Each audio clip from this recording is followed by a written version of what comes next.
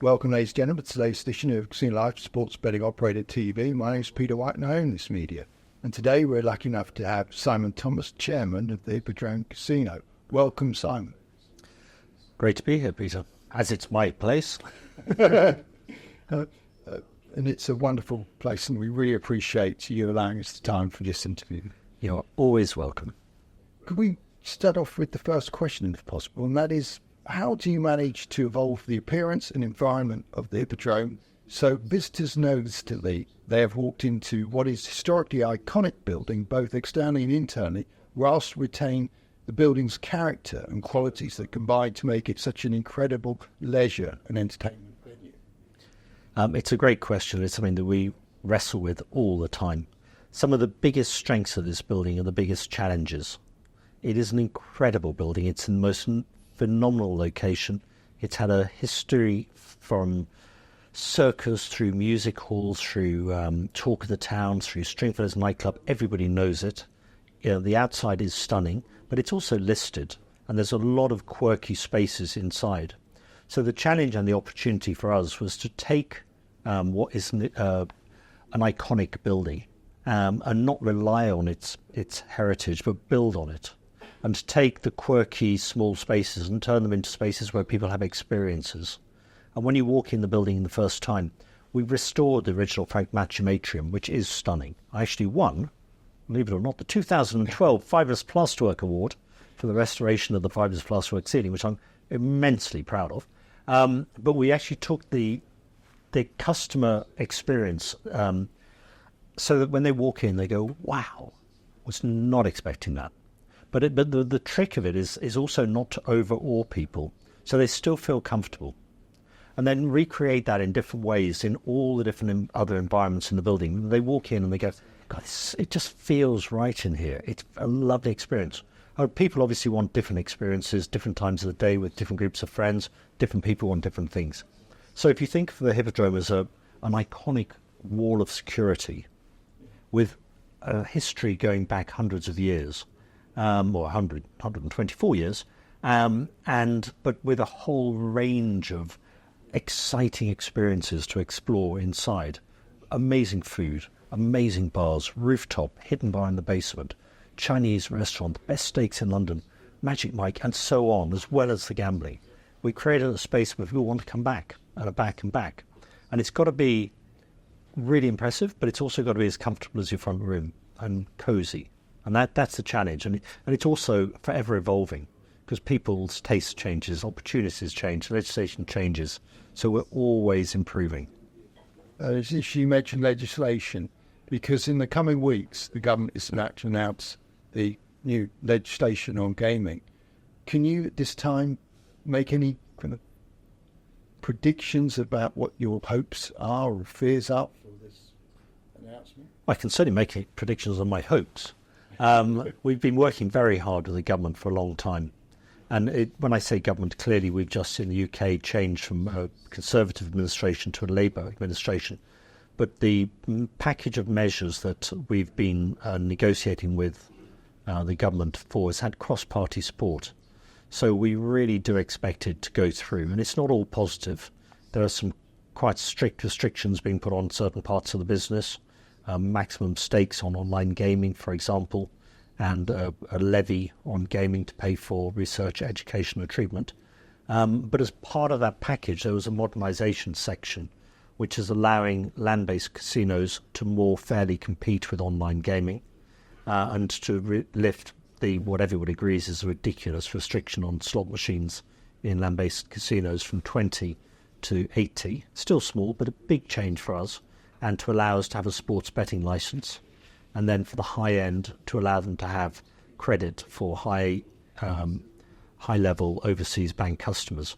So that package of measures should go through. There's no reason it won't go through, and it should include the positives for the physical casinos as well as the slightly more restrictions being put on the online casinos.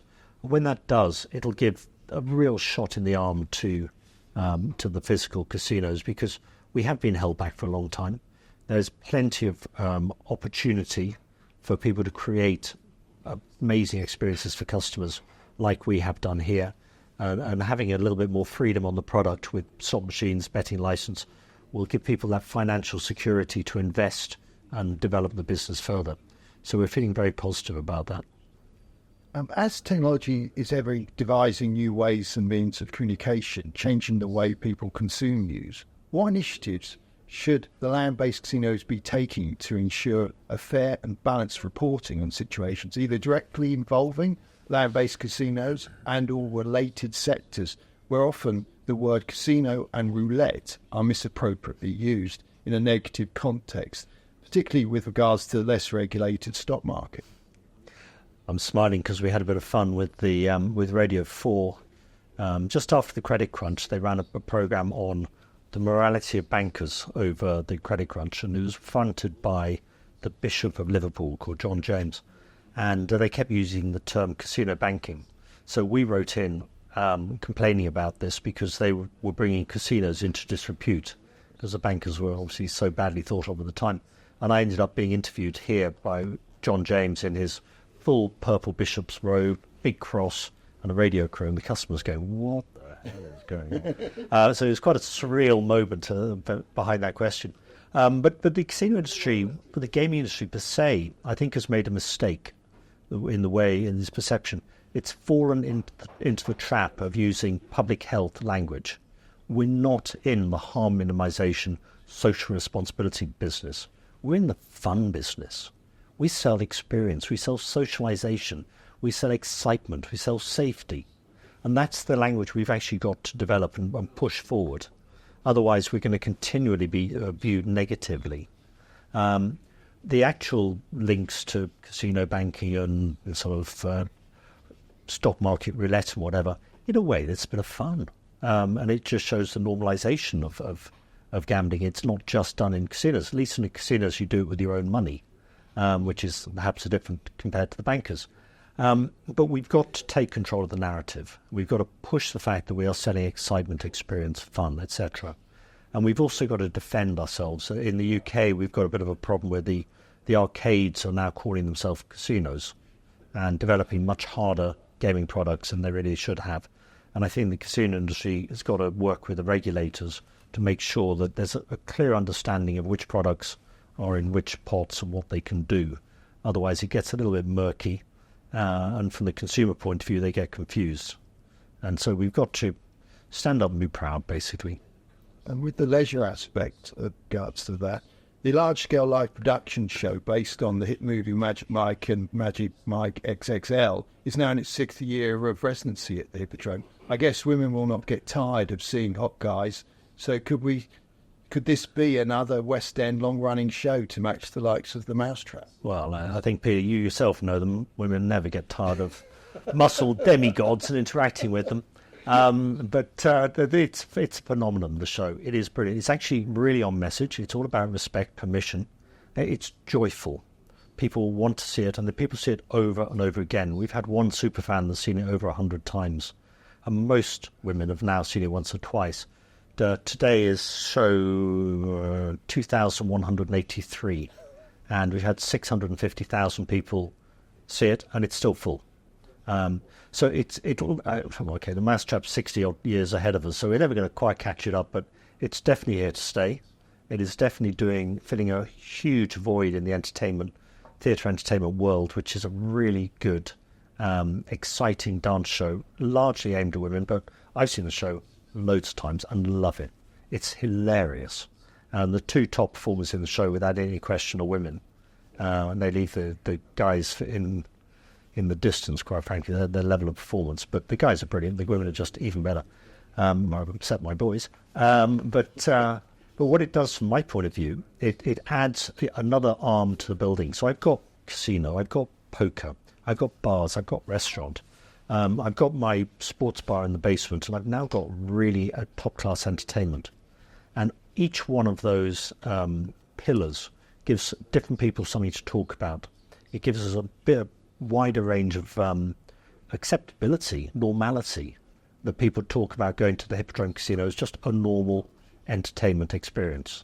It might be a very brilliant, but it is just a normal part of life, as opposed to something naughty or dangerous.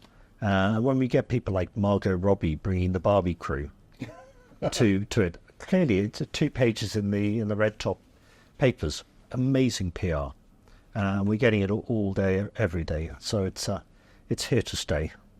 So, I mean, with that in mind, with the Margot Robbie reference, I mean, how would you describe a typical day as chairman of this fun factory?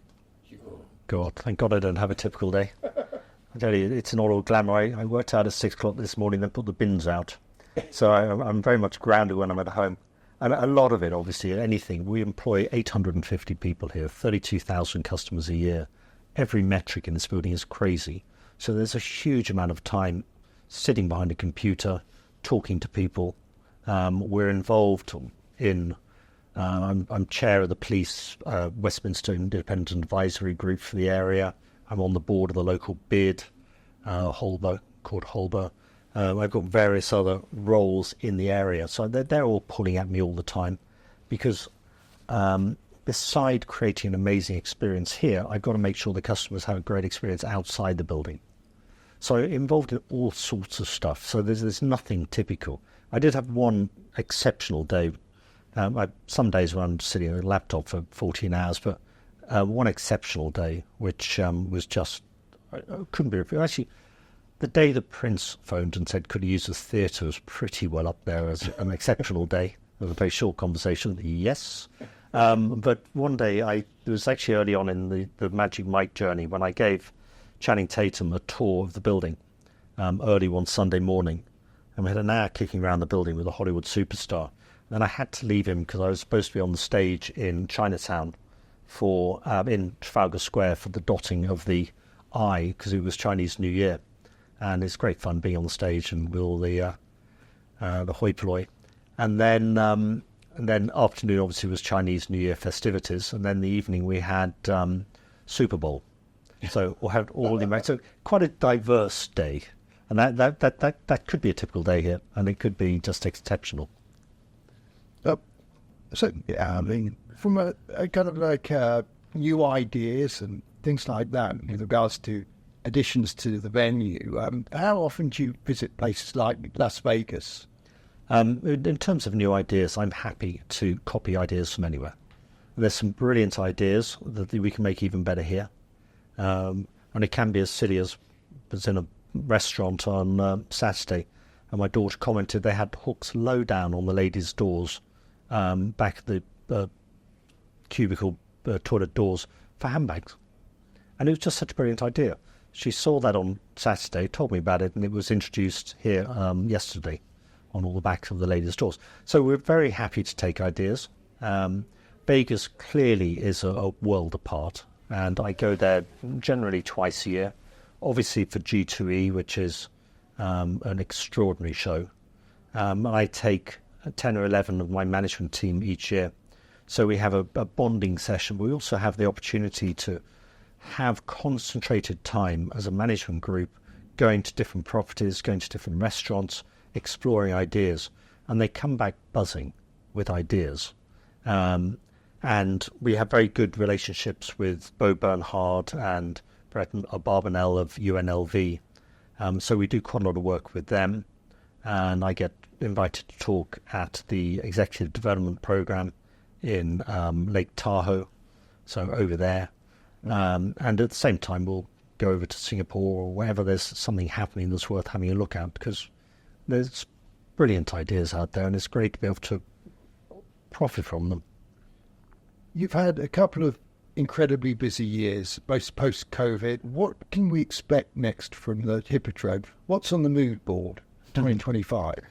You say we've had a couple of very busy years. We're always busy here. We never, ever stop. Yeah. This year in particular has been particularly busy. I think we have very busy and particularly busy years, nothing less, where we cleaned the outside of the building and replaced all the lighting and repaired, repointed, etc. So the outside of the building is stunning. Yeah. And we've upgraded the lighting, so it's a little bit brighter than it was and a bit more flexibility on the colour theming.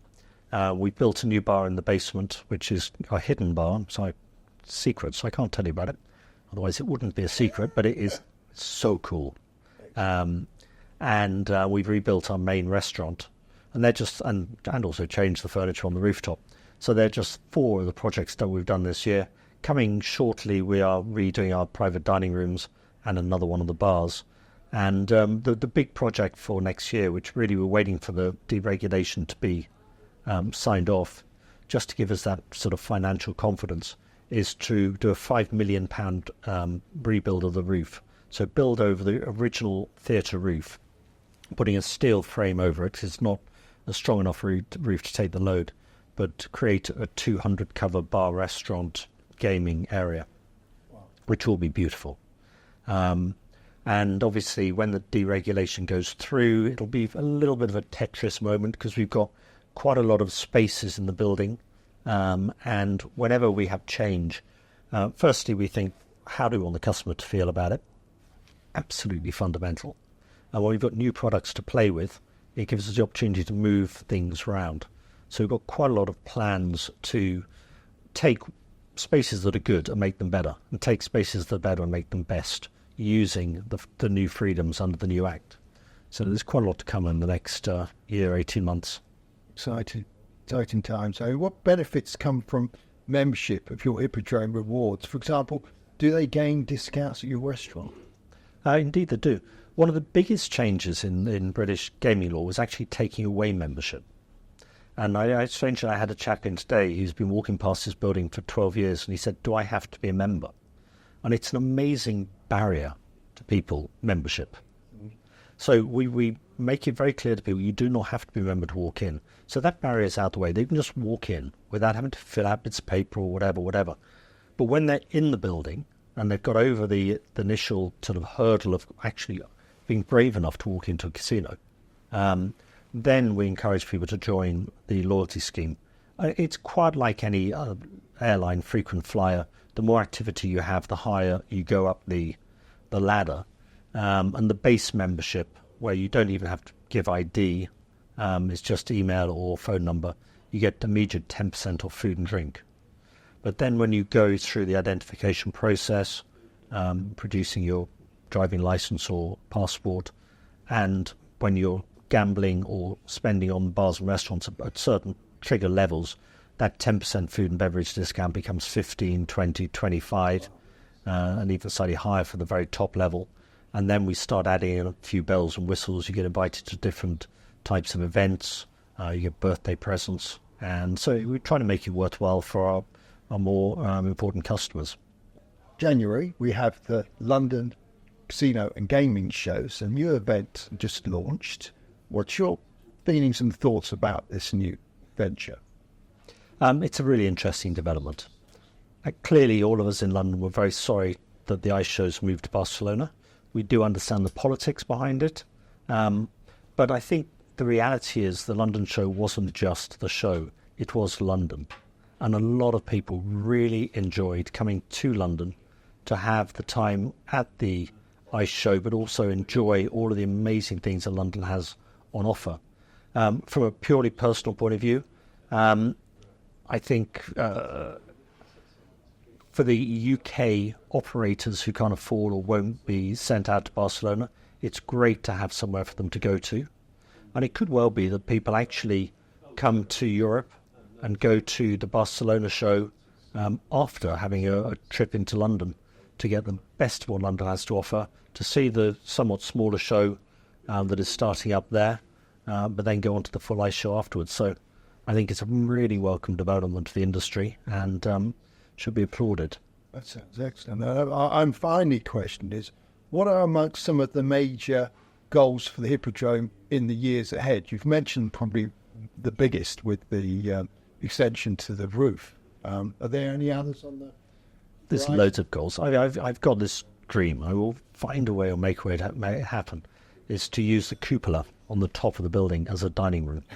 It is stunning. It's just it's a bit too high to make it functional as a space. But I'll find a way. But we're always changing. If you'd asked me that question 3 years ago, I would not have been able to tell you some of the stuff we're doing now. I just know with my amazing management team and our curiosity and our desire to be constantly pushing the envelope, as 1 year passes, we hit the next year and we have a train of sort of activity It's always developing. It's always improving.